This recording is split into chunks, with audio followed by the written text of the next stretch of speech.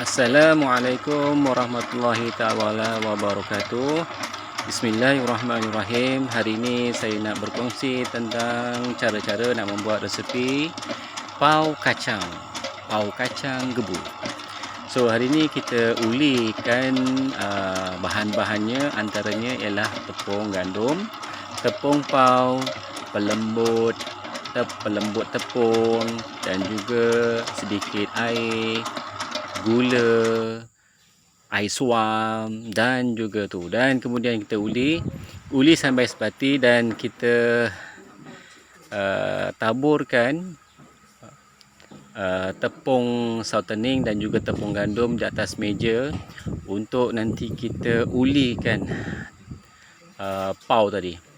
Kemudian setelah selesai tepung itu kita uli dengan sepati dan kita akan bulatkan dia mengikut kadar berat 35 gram untuk setiap biji yang kita bentukkan untuk membuat pau.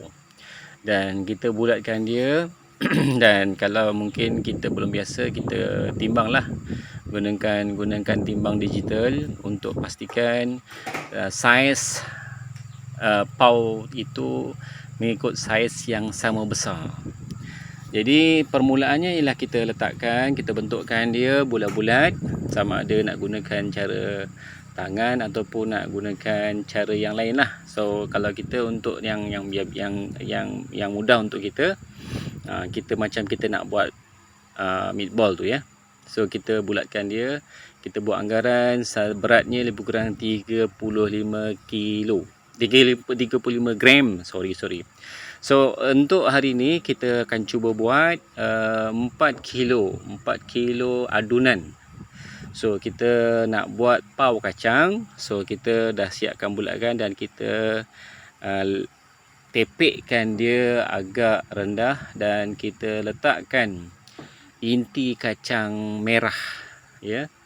Kemudian kita susun, dan kalau kita letakkan atas loyang tu, mungkin anggaran satu loyang untuk kita kukus tu lebih kurang dalam 21 ke 22 biji pau yang kita boleh muatkan. So kita akan bulatkan dia, kita bungkus dengan kemas supaya inti tu tak terkeluar, dan kita akan bulatkan dia dan kita akan letakkan pelapik dia. Pelapik ni yang memang kita ada jual dekat pasaran, so kita boleh beli. Kalau tak nak pun boleh, kita gunakan daun pisang pun boleh. So kita akan bentukkan dia dan kita letakkan, dan selepas kita dah bulat-bulatkan nanti, bila kita dah masukkan dia siap dengan inti kacang, so kita akan biarkan dekat atas dulang sampai tepung pau itu agak nampak kembang. So ini proses kalau kita buat dalam 4 kilo adunan tu, kita akan dapat dalam yang lepas-lepas lah, pengalaman yang lepas, kita dapat dalam 160 biji pau ya. Pau ya, bukan kuih pau ya. Ini pau. Okey. So kita akan bulat-bulatkan dia, dan selepas itu kita akan biarkan dan sampai dia punya bentuk dia agak sama saiz. Ini ya, kita buat sama saiz dan kita letakkan dan kita susun dekat atas tempat kukus tu. So dalam satu kukus ni kita anggarkan dalam 21 biji lah, 21 biji sesuai, ataupun mungkin dalam 22 biji pun boleh lah. Ya, ini agak tempat kukus yang sederhana besar lah. So kita akan biarkan, dan untuk proses kita biarkan ni mungkin makan masa, bergantung pada cuaca. Kalau cuaca agak panas, mungkin dia akan lebih cepat mengembang, dan kalau dia punya cuaca sejuk, pau ni agak lambat sikit untuk berkembang. So kita akan biarkan sampailah dia nampak cantik, dia berkembang. Kemudian bila kita nampak bila dia dah berkembang, kalau kita tengok mana yang sesuai, so kita akan tengok saiz untuk berkembang. Yang ini kita dah simpan agak berapa lama ya, lebih kurang dalam 15 minit kita dah biarkan, dan kita lihat dia punya tepung pau tu dah nampak gebu ya, nampak gebu sikit. So selepas ni kita akan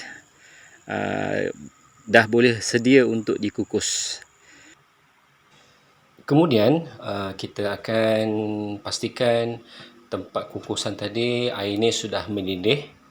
Ya, kita tengok ni contoh air yang kukusan kita ini tadi sudah mendidih, dan kita bolehlah susun dan kita masukkan pau tadi. Kita kukus dia selama 10 minit. Dan kita biarkan dalam masa 10 minit ya. Kita tunggu. Pastikan kenapa nak 10 minit? Masa tu adalah masa yang sesuai untuk kita, dan mungkin kita boleh simpan untuk bila kita nak bungkus nanti, ataupun nak terus dimakan. Dan ini adalah hasil pau yang telah masak, dan kita lihat pau itu sama saiz. Dan ini yang kita akan letakkan di luar untuk nak bagi sejuk sikit, supaya sama ada kita nak simpan, nak terus dihantar kepada pelanggan, ataupun kita nak bungkus, bila nak bungkus masukkan ke dalam plastik. Okay, ini adalah pau. Jadi kalau kita pilih saiz 35 gram, so ini adalah saiz dia. Jadi kita dapat menghasilkan pau yang sama besar. Dan ini adalah yang dah jadi ya. Dan kita boleh susun dekat atas bekas ataupun atas, dan kita boleh rasa, dan memang gebu. Dan bila kita rasa sedap, kita teringin nak buat. So bila kita tengok, dan intinya ni kita boleh ubah, sama ada nak buat inti kacang, nak buat kaya, ataupun nak inti kari ayam, ataupun nak buat inti sardin, boleh, bergantung pada permintaan lah. So memangnya rasanya memang sedap. Dan pau ini dia lembut. Okay.